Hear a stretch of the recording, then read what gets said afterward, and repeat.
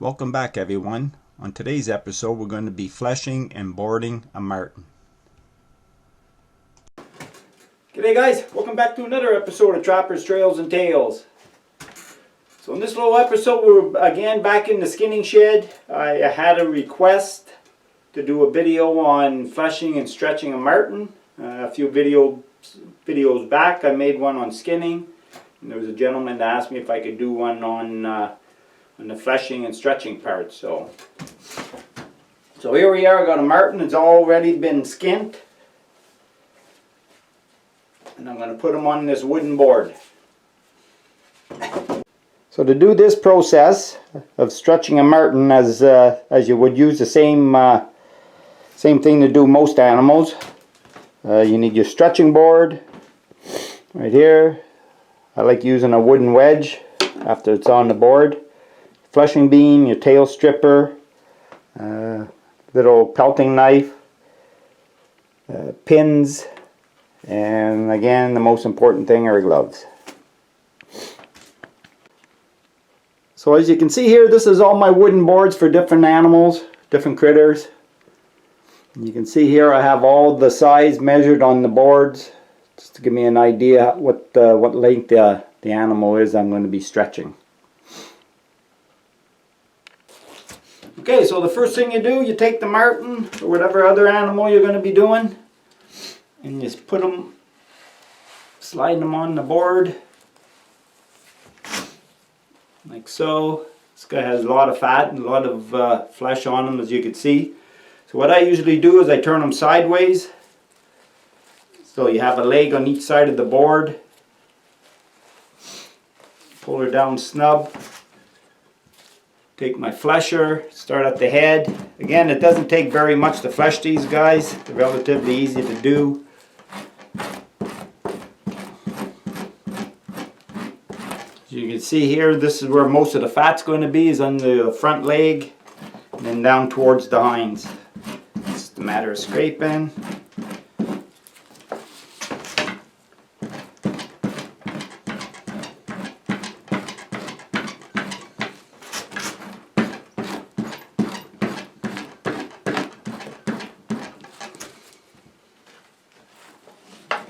Side here, get down to the hind.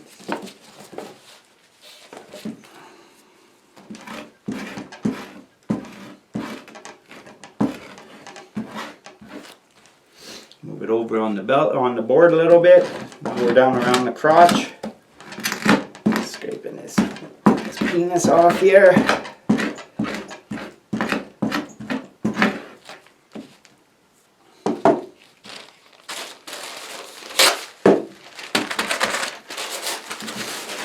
One side done. Put them on the other side, and again, this doesn't take very long. This I'd probably be done it by now, but because I'm just showing you how I do it. Again, start at the head part, straight down to the front leg. Lift the front leg. You can see all the fat content here. Bring it down. You can see that's just peeling right off there.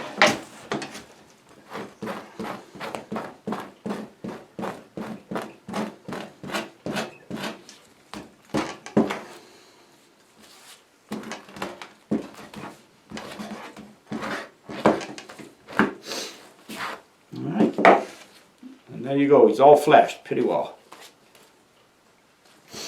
So the next step then is to turn him on the board.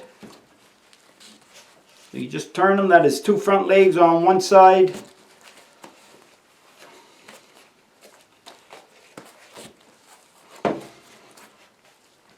As you can see right here. And it's just a matter of flipping them over.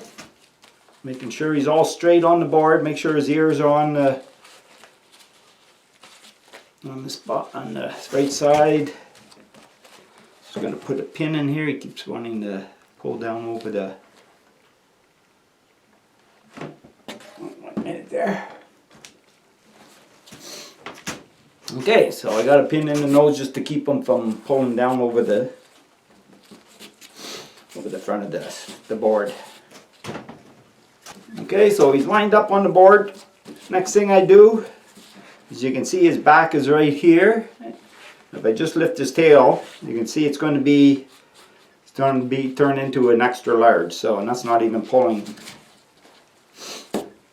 So I just snug the pelt up on the board. I take a couple of pins and I'll put them right on that line where it says an extra large. Do the pins nice and straight across.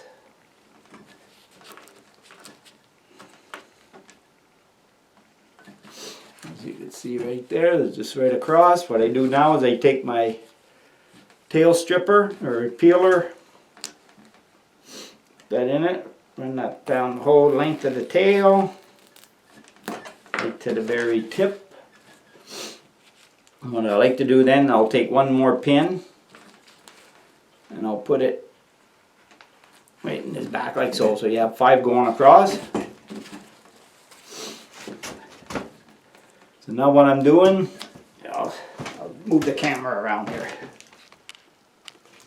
So when I'm doing the tail, I prefer to use mesh on my tails. I use them on pretty well all my tails. Tails of any critters I use. So what I'm doing now is I'm just opening up the tail to have the flesh exposed.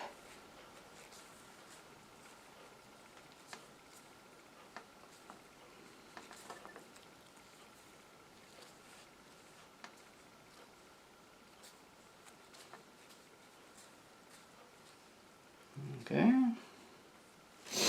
I'll take my screen, put it right over the tails so it holds the flesh exposed. So when I'm pinning these tails, I don't want to go right through the tail into the flesh. I like to keep my pins just to the side, so it's not really even touching the tail itself. It's just basically holding the screen on.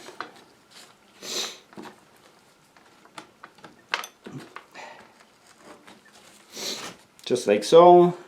Hopefully you can see that. And what that allows is when this tail is drying, it has a tendency to shrink. So the tail will start shrinking upwards and all that, and that'll just allow it to move in there, and it'll keep it nice. It'll keep it nice and full and stuff like that. I know guys, they pin their tails all the way down, but I just like doing it like that. So when it's on the once you take it off the board, the tail looks nice and full. Okay, next step I do is the hind legs. Again, I don't use a lot of pins when I stretch these. I just want that leg opened so the air can get at it.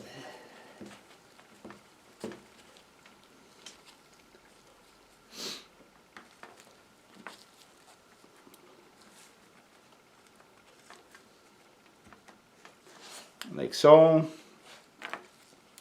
And I usually put one on the side here because what you don't want is you don't want the skin to fold over on itself, because then it'll start to rot, right? So you just put one there, just make sure that it stays open, one on each side,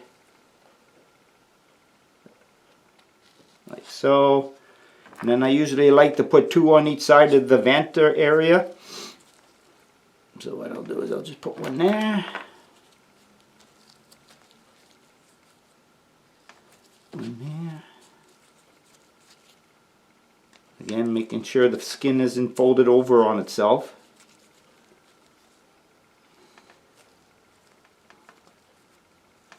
As you can see right there. And I always use a belly board on any critter I put on the board. Open that all the way up to the top, as so. Next thing I do is I'll trim the front legs off a little bit. You can see right here. Take a little bit off of that. And I'll just leave them the way they are. Other guys will tie them up. Tie them in a little bow or whatever. Alright. The last thing you do Again, on any animal, unless you're going to send it in like your wolverines, your wolves that are for taxidermy purpose, what you have to do is you have to split the lip and everything and take the ear cartridge out. But any other animals, you want to take this bottom lip off, because when this goes to the fur house, that's where they're going to put your identification number, and they'll put the staple in there and staple it there. So they definitely want to see this lower lip come off. It's just a matter of cutting her off like so. And these little guys don't take very long to dry. And then after that, you got to flip them. You got to put the fur on the outside with these. So it's only going to take probably about 2 hours. And then these will be dried enough that you're able to flip it. Okay?